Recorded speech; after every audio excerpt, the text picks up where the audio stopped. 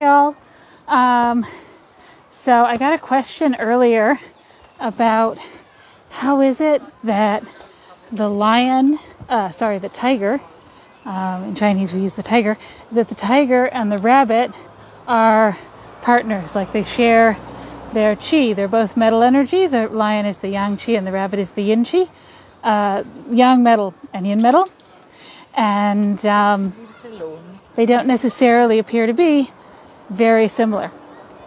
But what the metal energy represents is this ability, first of all, to set boundaries, or the same language, same concept, different language, to assess the value of things, or, sorry about the noise, or to tell the difference between right and wrong. Okay, so metal is about what we call in Hebrew binah. It's discernment is the gift of the metal. And so we can say, this is right, this is wrong, this is valuable, this isn't valuable, this is appropriate for me, this isn't appropriate for me, this is okay with my boundary and this violates my boundary. That is the basic energy. It's the basic emotional aspect of the metal energy. Now, when we look at the animals, the tiger represents this whole concept of boundaries, personal space, having a very, very firm idea of what they want and what they don't want. Right? You think of a cat instantly knows who it likes, who it doesn't like, who it wants touching it, who it doesn't want touching it. It makes it very clear what its boundaries are, what it considers its personal space, what its territory is.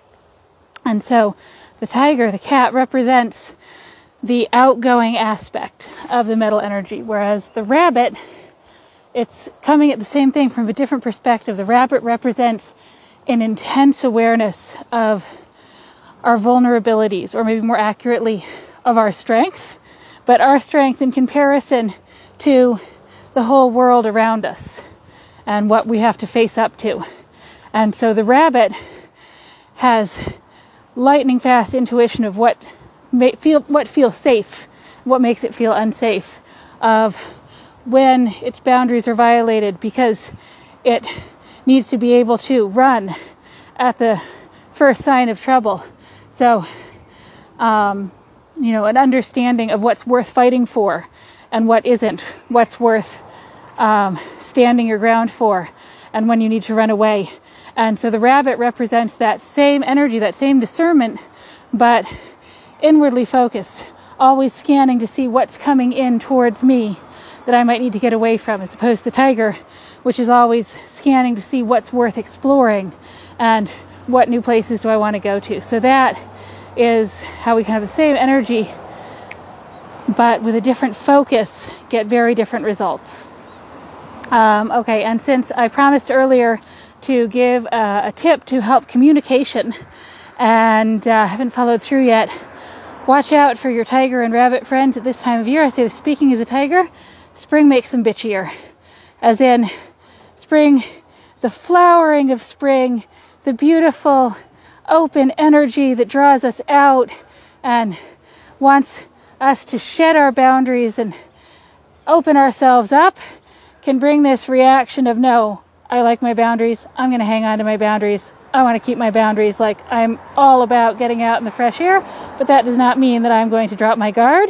And everyone else going around being all happy and cheerful and spring and let's all, I don't even know what, can cause a reaction.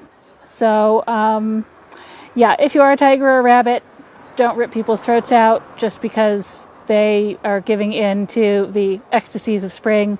And if your friends are tigers or rabbits, be a little bit understanding and don't push them too hard. So there you go. Have a great day, and I'll see you tomorrow.